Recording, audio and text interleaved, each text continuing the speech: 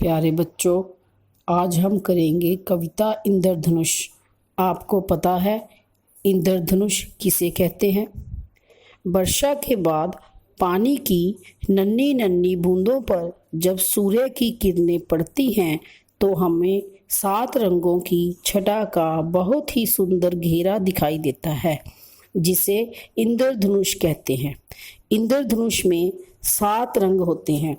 बैंगनी, जामुनी जिसे हम गहरा नीला भी कहते हैं, नीला, हरा, पीला, नारंगी जिसको हम संतरी रंग भी कहते हैं, और लाल। तो अब हम करेंगे कविता इंद्रधनुष इन 7 रंगों के साथ। कविता इंद्रधनुष। उमड़े बरसे काले मेघ, नभ में जैसे लाखों छेद, वर्षा थमी धरा महकी, प्रकृति दिखती हरी भरी।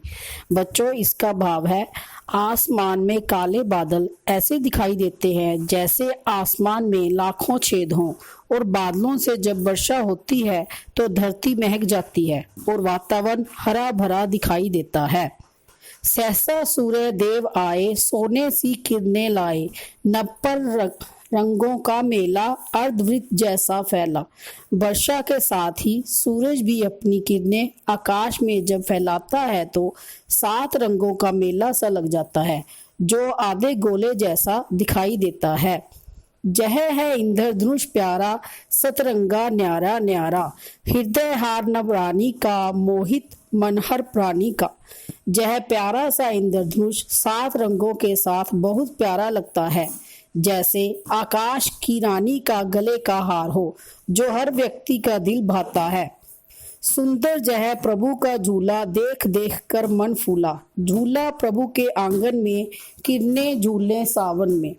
यह इंद्रधनुष भगवान के झूले जैसा दिखाई देता है, जो ऐसा लगता है जैसे भगवान के आंगन में सावन की किरणें झूल रही हों।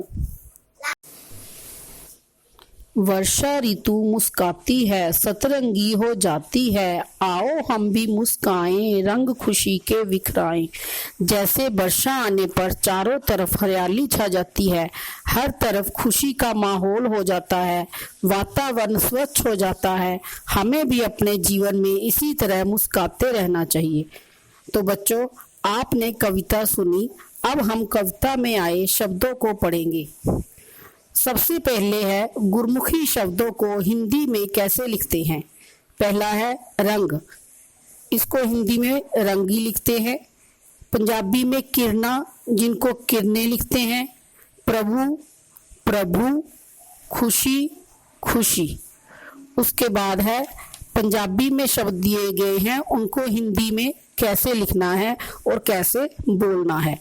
बदल, मेघ, आकाश, नभ, शेख, छेद, वर्षा, वर्षा, अचानक, सहसा, सतरंगी पींग, इंद्रधनुष, धरती, धरा, वेहड़ा, आंगन, कुदरत, प्रकृति, झूला, झूला।